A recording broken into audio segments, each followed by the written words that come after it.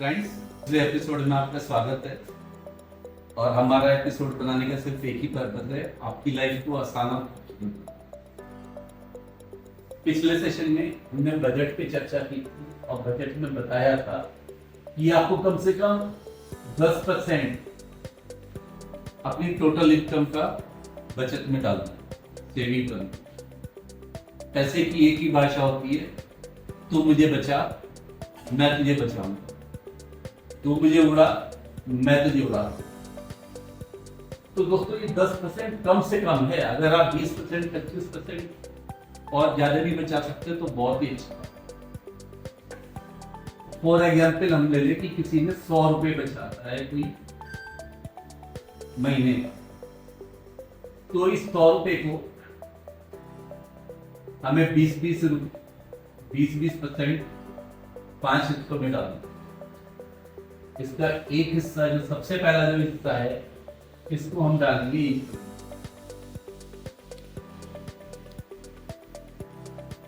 दूसरा हिस्सा है इसको डालेंगे इमरजेंसी, तीसरा हिस्सा है इसको हम डालेंगे गोल्ड, चौथा हिस्सा है इसको हम डालेंगे म्यूचुअल फंड में, और पांचवा हिस्सा है, पांचवे हिस्से को हम आरडी में डालेंगे।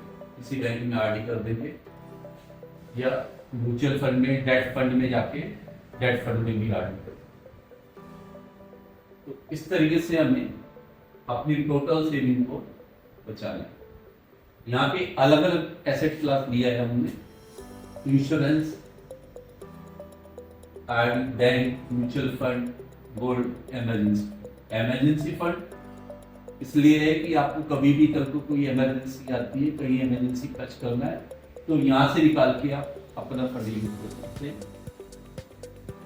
आपके घर में बच्चे हैं, उनकी शादी पे आपको गोल्ड में कुछ ना कुछ देना पड़ेगा, कुछ ना कुछ बनवाना पड़ेगा, तो क्यों ना शुरू से ही बचत की जाए। तो गोल्ड में डालेंगे, गोल्ड की SIP आप कर सकते हैं, ऑनलाइन भी कर सकते हैं, आप ऑफलाइन भी कर सकते हैं। म्यूचुअल फंड में आप डालेंगे तो म्यूचुअल फंड में यहाँ पे आपको रिटर्न ज्यादा मिलेगी, जिससे कि आपको यह सेटिस्फेक्शन रहेगा कि हाँ हम ये पोर्शन है और इस पोर्शन पे हमें रिटर्न ज्यादा है। और दोस्तों म्यूचुअल फंड में हमेशा अगर आपके पास 10 साल है तो कम से कम 10 साल के लिए इन्वेस्ट करना चाहिए। अब आरडी में ये पैसा सुरक्षित रहता है, आप आरडी में कोई रिस्क नहीं है, जहाँ पे म्यूचुअल फंड में रिस्क है आरडी में कोई रिस्क। तो 20% आपकी सेविंग आरडी में भी करनी चाहिए, जहाँ पे एक नॉर्मल रिटर्न आ रही है और कोई रिस्क नहीं है। अब जो हमने 20% की इंश्योरेंस में डालने की जो बात की है, अब मैं नेक्स्ट एपिसोड में बताऊंगा कि इंश्योरेंस में आपको कैसे डालना है, क्या प्लान लेना है, क्या नहीं लेना, ये मैं आपको नेक्स्ट एपिसोड में। Thank you.